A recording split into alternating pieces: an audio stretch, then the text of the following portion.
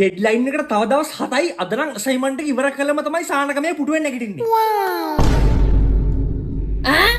Write a paragraph about French Revolution. Gamini මට තේ එකක් ගේන්න. හොඳයි පොඩි මහත්තයා. ඒ මොකක්ද යකෝ?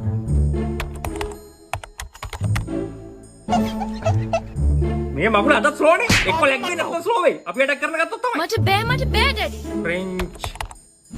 French kiss?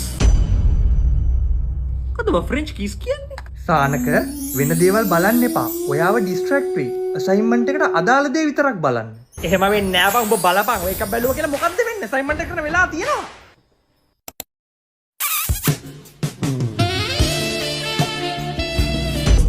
5 tips to be the perfect French woman.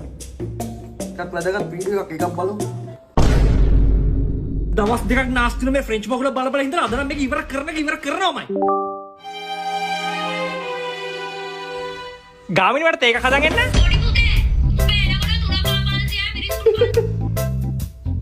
Gamini එදිරිය ගත්තා නම් හරි. වැස්සක් එනවා ගහතන ඉන්ටර්නෙට් ස්ලෝ වුණා. ඒ කමල් උඹ කරාද මං අර අසයින්මන්ට් එක? ඌ ඒක chat GPT දැම්ම ගමන් එනවා. හා සිතාවට. එහෙනම් මොකටද දැම්මද කියලා? ගාමිණී මට තේ එකක් හදන් එන්න. ගාමිණී වැස්ස නිසාද කොහොමද ආයි මේ මගුල ස්ලෝ වෙලා? ඔයා සල්ලි බැන්දද ෆයිබර් කනෙක්ෂන් එක ගන්න? සල්ලි බැන්ද පුංචි මහත්තයා. අද හවස යාලා එනවා කිව්වා හයි කරන්න. සබ්මිෂන් එකේ තියෙන හෙට දවල්නේ. එහෙනම් ඔන්නක හයි කරාම බලන්න. chat GPT දාන එකනේ. chat GPT is temporary යන්න වෙලමයි. මල මගුල.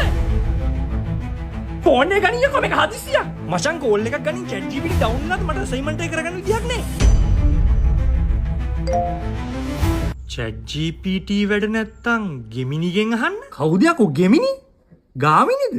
ගාමිණී උඹ දන්නවද ප්‍රංශ විප්ලවය ගැන? ටිකක් දන්නවා පුංචි මහත්තයා.